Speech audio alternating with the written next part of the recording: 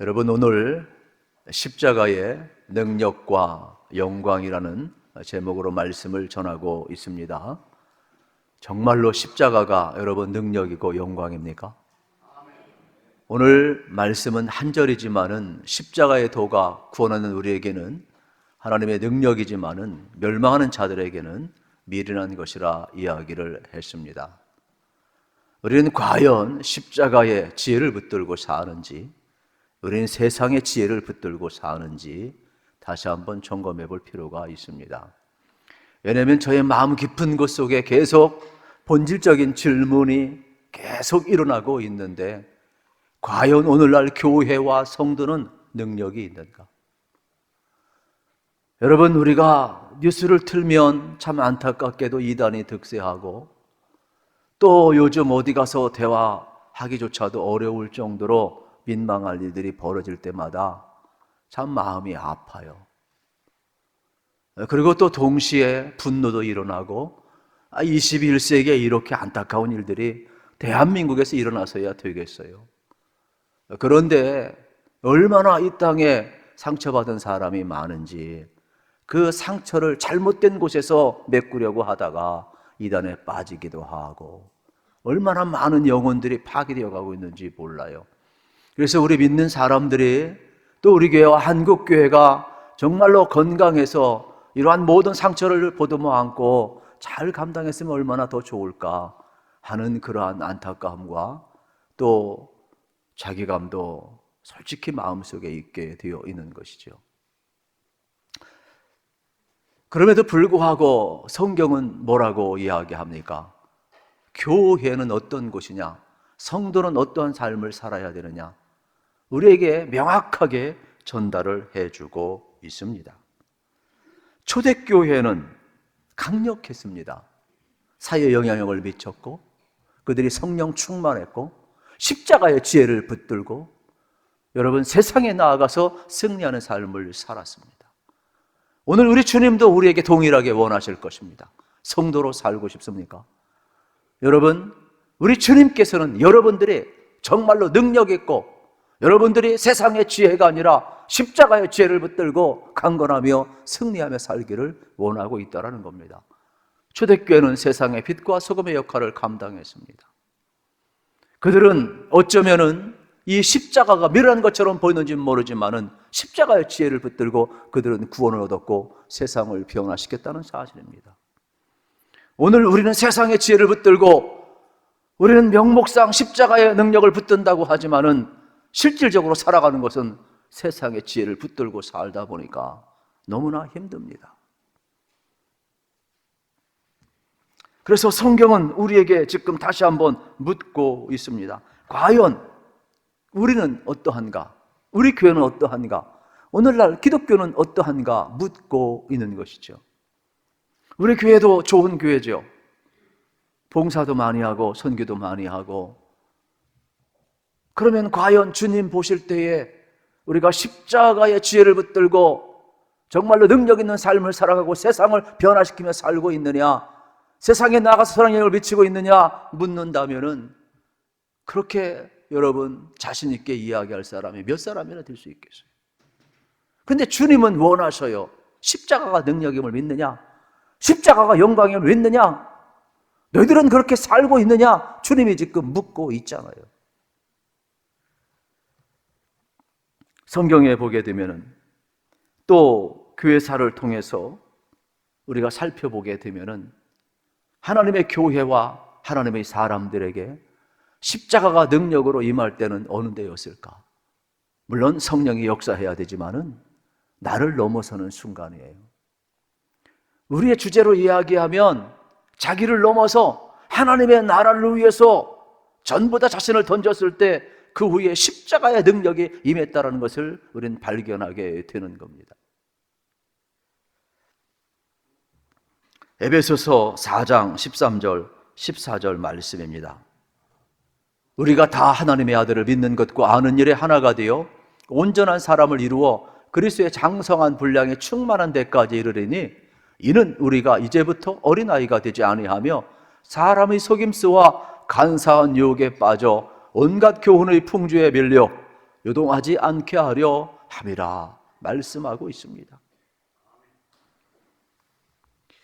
여러분, 여기에 나오는 온전한 사람들이라는 것은 하늘의 능력을 입은 사람들입니다. 충만한 사람들입니다. 부족함이 없는 사람들입니다.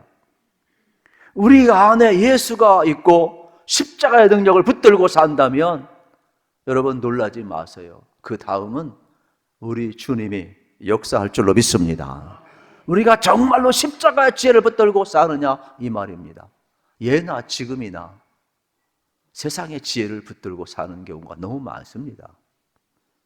왜냐하면 십자가의 지혜는 미련한 것처럼 보이기 때문에 그렇습니다. 그러나 저나 여러분이나 오늘 십자가의 설교를 듣고 구원받았고 십자가의 지혜를 통하여서 하나님의 백성으로 살아가고 있고 하나님이 공급하시는 그 은혜와 능력으로 우리가 승리의 길을 걷고 있다는 것은 놀라운 반전 아닙니까? 그러므로 이 귀한 시간도 성령님께서 여러분의 길을 열어주시고 눈을 열어주셔서 다시 한번 십자가가 지혜가 되고 능력이 되고 영광이 되고 생명이 되고 구원이 되고 하나님의 역사가 우리 가운데 임함을 경험하시기를 축복합니다. 오늘 14절 말씀에 보아도 충만함의 경지라고 말을 하고 있어요. 그러면서 어린아이 수준에 머물지 말고 이제 어떻게 해야 되냐? 충만함의 경지에 이르러야 된다라고 이야기를 하고 있는 것입니다. 우리 안에 십자가의 능력, 믿음만 있으면 어떠한 고난도 이길 수 있다는 거죠. 초대교인들이 뭐 대단했습니까? 어떻게 그러한 모든 고난을 이겼을까 살펴보면 간단합니다. 십자가의 지혜를 붙들고 살았습니다. 십자가의 능력이 그들에게 있었습니다. 그렇기 때문에 그 믿음이 있었기 때문에 고난도 이기고 죽음도 이기고 그들은 영원한 영생의 부활에 이르는 그러한 능력과 은총의 삶을 살았던 것을 기억을 하게 되는 것입니다. 히브리서 5장 12절 14절도 같은 맥락의 말씀이 되겠습니다. 때가 오래되었으므로 너희가 마땅히 선생이 되었을 터인데 너희가 다시 하나님의 말씀의 처보에 대하여 누구에서 가르침을 받아야 할 처지이니 단단한 음식은 못 먹고 젖이나 먹어야 할 자가 되었도다. 이는 젖을 먹는 자마다 어린아이니 의의 말씀을 경험하지 못한 자요 단단한 음식은 장성한 자의 것이니 그들은 지각을 사용함으로 연단을 받아 선악을 분별하는 자들이니라 말씀하고 있습니다. 초보적 단계가 있다는 겁니다. 어린아이 단계가 있고 여러분 장성한 성인의 단계가 있듯이 신앙도 어린아이 단계가 있다고 인정을 합니다. 그러나 어린아이도 시간이 지나면 자라나는 것처럼 신앙도 성장하고 성숙해야 된다, 자라나야 된다 말씀하는 내용을 우리가 발견하게 되는 것입니다. 실질적으로 어린아이가 태어나자마자 단단한 음식을 못 먹죠. 엄마 젖을 먹고 이유식을 먹고 또 부드러운 것을 먹고 또 좋은 것 다 공급을 받게 되죠. 그러다가 이제 커서는 단단한 음식을 먹게 되는 겁니다. 심지어는 안 먹여도 먹지 말라는 인스턴트 음식 다 먹어버리더라고요. 그냥. 우리가 신앙생활하면서도 참 그래요. 그래서 항상 여러분이 말씀과 기도로 잘 양육받고 여러분들이 함께 하지 아니하면 먹지 말아야 될 것을 스스로 먹는 사람이 얼마나 많은지 몰라요. 애들만 그런 게 아니더라고요. 신앙생활도 그래요. 성경은 우리에게 어린아이 신앙을 인정하지만은 좀 세월이 흐르면서 좀 장성한 분량에 이르고 자라나야 된다라고 이야기하고 있어요. 이것을 성장과 성숙으로 표현하면 되겠지요. 성장은 어떤 외형적인 모형이 되겠고 성숙은 내면적인 모습이 되겠죠. 당연히 여러분 어린아이가 몸만 큰다고 어른입니까? 그 안에 정신적으로나 인격적으로나 지식적으로나 모든 면 속에서 채워져야 성숙함이 담아내야 그가 성인이 되는 거지. 뭐 몸집만 크다고 여러분 어른입니까? 우리가 신앙생활하면 마찬가지입니다. 신앙생활에서 하나님을 아는 일과 믿는 일에 여러분이 하나가 되고 날마다 자라나야 합니다. 그러나 그렇다고 지식이 풍성하다고 해서 그 사람이 온전히 그리스도인입니까? 아니잖아요. 여러분의 내면에 정말 놀라운 변화가 일어나서 여러분이 성장하는 것을 담아낼 수 있는 성숙한 그릇이 있어야 된다. 이러한 내용이 되겠습니다. 영적인 차원에서 우리가 말씀을 드리면 성령의 충만함도 여러분 그러한 내용과 똑같습니다. 우리가 은사적인 측면에서 보아도 위적으로 충만할 수 있고 내적으로 충만할 수가 있잖아요. 그러면 어쩌면은 이렇게 은사적인 측면에서 이건 기계와 같은 것인데 필요하면 되게 좋아요. 여러분 우리가 살아가면서 자동차 있으면 좋잖아요. 여러분 뭐 핸드폰 있으면 좋잖아요. 여러분이 편리한 도구들 있으면 얼마나 좋습니까? 그러나 그런 기계적인 것은 있으면 좋지만 없어도 살아가는데 생명 유지하는데 아무 지장이 없어요. 우리가 신앙생활하면서 방언의 은사 받으면 좋죠. 신의 은사 받으면 좋죠. 여러분들 어떻습니까? 실질적으로 놀라운 은사를 많이 체험하면 얼마나 좋아요. 그러나 그것이 없어도 신앙생활하는데 아무 상관없어요. 예수 믿는데 아무 상관이 없어요. 내적인 충만함도 있음을 여러분이 알아야 돼요. 이 내적인 충만은 나무와 같아서 여러분 나무는 생명력이 있어야 되거든요. 그래서 예수님이 요한복음 15장에 보면 나는 포도나무 너희는 가지니 가지가 나무에 붙어 있어야만이 열매를 저절로 맺는다 그랬어요. 그러니까 우리 안에 예수님이 계시고 예수님의 생명이 있어야만 되는 거예요. 만약에 나무에 생명이 없으면 그것은 뭐예요? 그냥 결국 죽은 거죠. 가장 중요한 것은 생명력이죠. 우리 안에 예수의 생명이 있어야 돼요. 우리 안에 예수님이 계셔야 되는 거예요. 그렇지 않으면 우리는 껍데기 불구하고 아무것도 아니에요. 그래서 우리가 신앙생활하면서 유리적으로 은혜 받는 것도 중요하지만 지속적으로 공급받는 것이 매우 중요하다. 주님과의 관계가 여러분 지속적으로 이루어야 됨을 우리에게 가르쳐주고 있습니다. 그래서 히브리서 3장 1절 말씀을 같이 한번 읽읍시다. 시작. 그러므로 함께 하늘에 부르심을 받은 거룩한 형제들아, 우리가 믿는 우리의 사도이시며 대장이신 예수를 깊이 생각하라. 아멘. 우리 교우들은 여러분 세 가지 방향성을 가지고 나아갑니다. 예수를 깊이 생각하라. 그리고 예수님의 십자가와 부활의 능력 안에서 살자. 그리고 세 번째는 정말로 나를 적복종시키면서 예수님을 닮아가는 삶을 살자라고 여러분 우리가 나가고 있어요. 이 시간도 동일합니다. 예수님을 깊이 생각해야 돼요. 주님과의 깊은 교제가 여러분 속에 이루어져야 되는 거예요. 주님과 아무런 관계가 없이 여러분이 아무리 일적으로 여러분이 은혜를 받는다 할지라도 그 순간만 방방 뜨는 거지, 그 순간 지나가면 주님과 아무 상관이 없어요. 도루묵되는 거예요. 제로가 되는 거예요. 지속성이 없는 것은 참된 신앙이 아니지요. 그래서 교회는 이 두 수레바퀴를 강조를 할 수밖에 없는데, 어떤 교회는 한국 교회가 실수를 많이 했죠. 막 기도하고 성령 충만을 강조하면은 또 이 뭐 은사 중심으로 가다 보니까, 성령 중심으로 가다 보니까 말씀을 놓쳐버렸어요. 그러다 보니까 또 우리 장로교회는 그냥 오직 말씀만 하면 되는 거예요. 그래가지고 뭐 방언을 한다든지 뭐 통성기도 한다든지 그러면 막 정지하고 막 이랬어요. 교회는 그러면 안 돼요.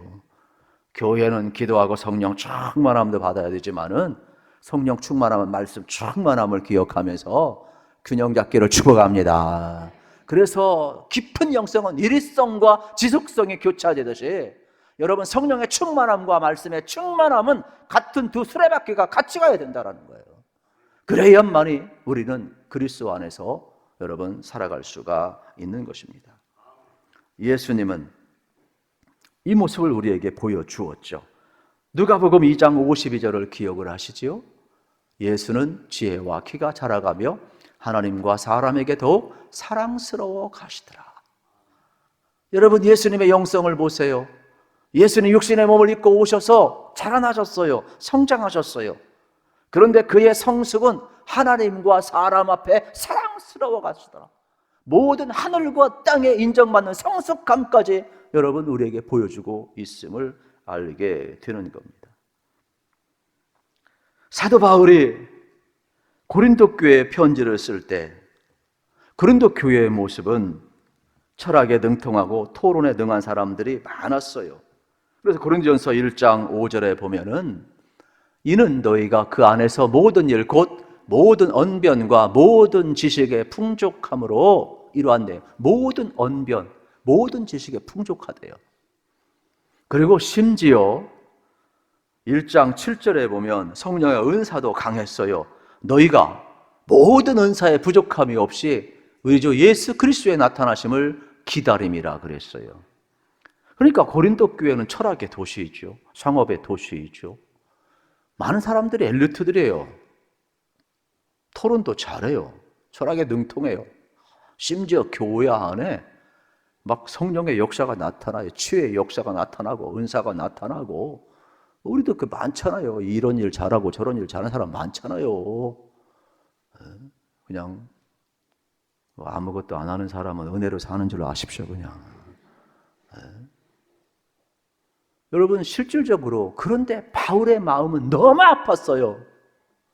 왜냐하면 세상적으로 볼 때에는 철학적으로 능하고 언변도 뛰어나고 토론도 잘하고 성령의 은사도 충만한데 들리는 소식은 뭐예요? 바울파다, 게바파다, 아볼로파다, 그리스도파다 싸우고 있어요.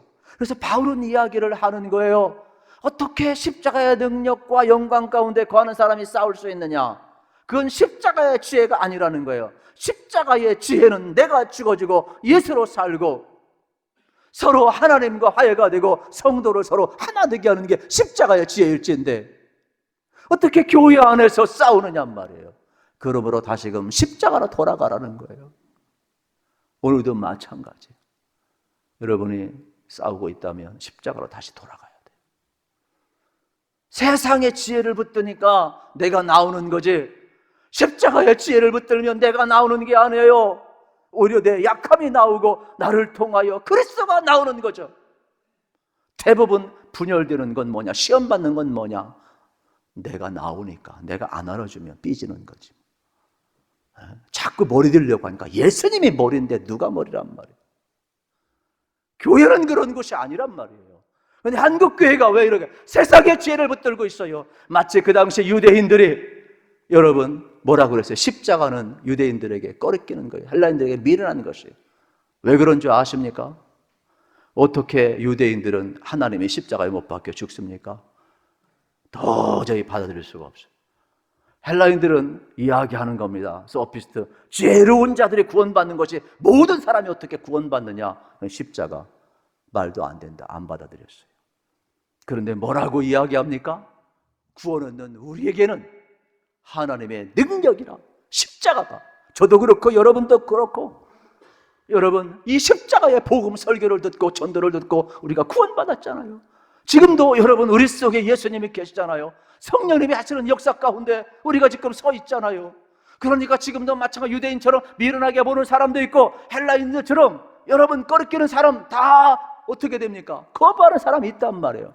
그러나 저나 여러분은 오늘도 여러분 십자가가 우리를 구원한 능력임을 믿습니다. 십자가에 통해 하나님의 뜻이 이루어지고 하나님의 영광이 나타남을 믿으시기를 축복합니다. 그러면 우리도 이 십자가의 능력 가운데 살아야 되는 것이죠. 우리의 약함은 그리스도의 강함인 거예요. 오히려 자기 잘났다고 하는 사람이 문제이지. 내가 주고 예수로 사는 사람은 개인이든 가정이든 교회든 평화가 깃드는 거예요. 예수님께서 십자가에 못 박혀 죽으신 것은 여러분 우리를 죄에서 건진 바로 사건이기 때문에 하나님의 능력이 됨을 발견하게 되는 것입니다. 그래서 예수님은 겟세마네 동산에서 십자가를 앞두고 통곡하시며 눈물로 기도하셨어요. 히브리서 5장 7절에 잘 표현되어 있죠. 같이 읽겠어요. 그는 육체에 계실 때에 자기를 죽음에서 능히 구원하실 이에게 심한 통곡과 눈물로 간구와 소원을 올렸고 그의 경건하심으로 말미암아 들으심을 얻었느니라. 아멘. 여러분 육체에 계실 때에 자기의 죽음을 능히 구원하실 이에게 심한 통곡과 눈물로 간구와 소원을 아렸대요. 왜요? 우리를 죄에서 구원하시기 위해서. 만약에 예수님께서 우리를 죄에서 구원하지 않으려면 이렇게 할 필요가 없어요. 지옥이 없다면 예수님이 눈물과 통곡으로 기도할 필요가 없어요. 죄인은 다 지옥 갈 수밖에 없으니까 지옥에서 우리를 건지시기 위해서 여러분, 하나님 앞에 십자가를 앞두고 통곡과 눈물로 하나님께 간구한 분이 우리 예수님이라 이 말이에요.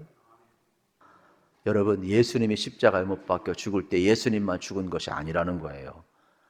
우리도 모든 그리스도인들도 여러분 예수님과 함께 십자가에 못 박혀 죽었다라는 거예요.